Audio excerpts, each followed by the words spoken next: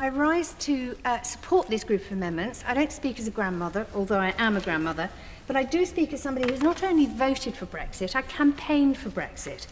And therefore I feel I carry quite a heavy burden to help ensure that we get the best outcomes for people living in our country. When voting to leave, no one voted to lose their rights. These amendments seek to ensure that the government safeguards the rights and protections of people as we negotiate leaving the EU. It's been really hard to get much sense out of the government about their plans for Brexit. The default message is to refer to the Prime Minister's Florence speech or her Lancaster House speech, but platitudes about getting the best deal or making Brexit a success simply aren't enough to guarantee that our government isn't risking undermining our basic rights and protections during the Brexit negotiations. It seems that the government are unable to agree on many of the big issues, and it's unclear who's actually in charge. And so in the absence of principled, clear, real leadership, Parliament actually has to take the reins and do what is right for the majority of people. These amendments protect both British citizens and EU citizens, people who built their lives around the opportunities given to them by EU membership. The amendments will force the government to stop abusing our rights as a political bargaining chip. There should never have been any question over the rights of EU citizens living in this country, and our government insisted on using our basic rights as part of their struggle to gain bargaining power in negotiations.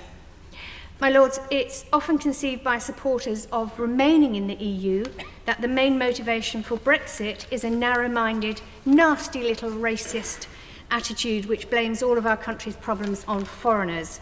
I couldn't be further away from that worldview, although I do believe that some of the Brexiters, I have some names here, but I won't actually read out their names, and others have a lot to answer for in the way that they use migrants as scapegoats for the very real destruction that our own government has cast upon our society with their slash-and-burn austerity measures. The government sowed the seeds for a lot of the division and anger that prevails in our country. My Lords, I celebrate migrants, I celebrate migration. Humans have always moved around. We seek opportunities and form new communities. It's an essential part of what it means to be human. And without migration, we would probably be stuck in isolated little groups, still using flint tools and eating with our fingers. Instead, humans have done the most astonishing things, and we've all gained enormously from the massive cultural and technological growth that results from humans meeting humans and sharing ideas and cultures, stories, lifestyles. So these amendments are absolutely doing what is right and what is fair.